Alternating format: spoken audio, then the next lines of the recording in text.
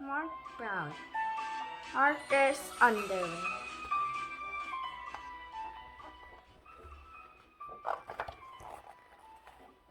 Pinky Barnes was at the board doing a difficult problem. That's correct, said Mr. Hepburn. Very good. Pinky cheered. Yes! And dropped his chalk. As he bent down, the class heard a loud rip. Everyone laughed, except Mr. Hepburn. Go to the office and ask Mr. Hingley to sew them up, he said.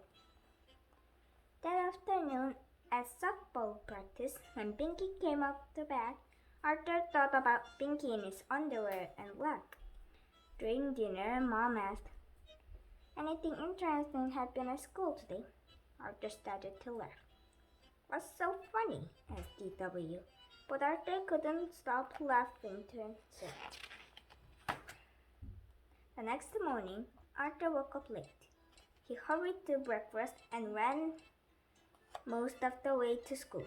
"Sorry I'm late, Mr. Hepburn. I guess my alarm." Everyone burst out laughing. "Mr. Reed, being late is one thing," said Mr. Hepburn, "but not wearing any trousers, that is quite another." Arthur looked down and screamed. Arthur's scream woke him up. "Wow," he thought, "what a horrible dream." In school, the class was the science fair. The amoeba is a single self-lying form. Arthur's eyelids began to droop. Suddenly, an amoeba that looked like a lot like Arthur appeared on the screen. His pants fell down, showing his underwear. "Help!" cried Arthur Amoeba. "I need my pants!" All the Arthur Amoeba started to laugh. Arthur Amoeba was too embarrassed to move. Then he felt someone shaking him. "Wake up, Arthur," said Buster. "The movie's over." At lunch, Arthur didn't feel like eating. "What should I do, Buster? Every time I go to sleep, I need my underwear."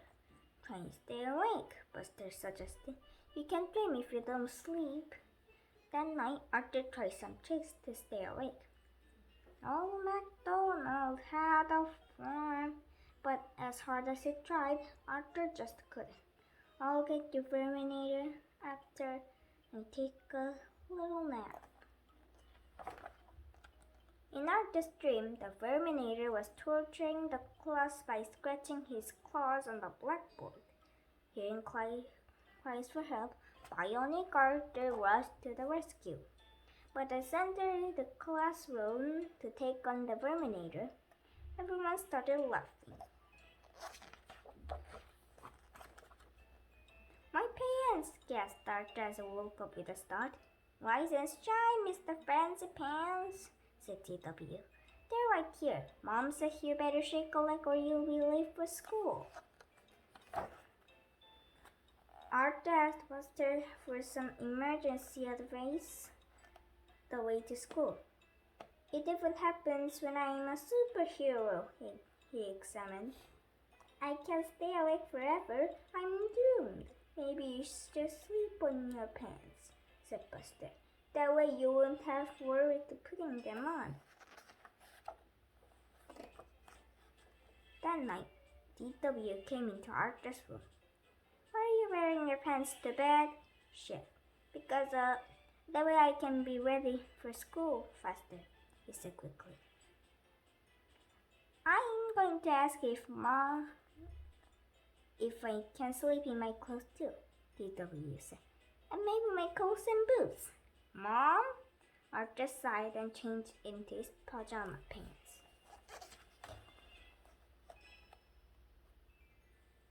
Then, the next day, Arthur was more worried than ever. "What if people find out about my underwear problem?" he asked Buster. "They'll call me names, and then I have to change schools." "Don't worry," said Buster. "Your secret is safe with me." At lunch the following day, Arthur sat with Francine and Muffy. They looked at him and started to giggle. "What's so funny?" Yes. Do you have your pants on? Asked Francine. Better make sure. Arthur checked. He was wearing pants.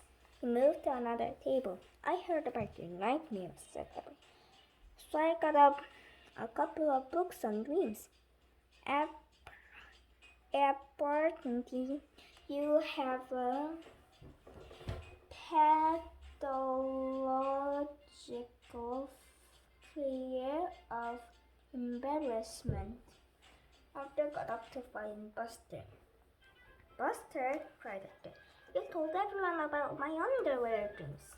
Not everyone, replied Buster. Only a few kids. Buster, how could you? Well, I couldn't help you. I need some advice. This is so embarrassing, said Arthur. When Arthur turned to run out of the cafeteria, his pants pocket got caught. Whip! Everyone in the cafeteria began to run. Arthur couldn't move. A Pinky grabbed two trays to cover him. Quick, he whispered, into the kitchen.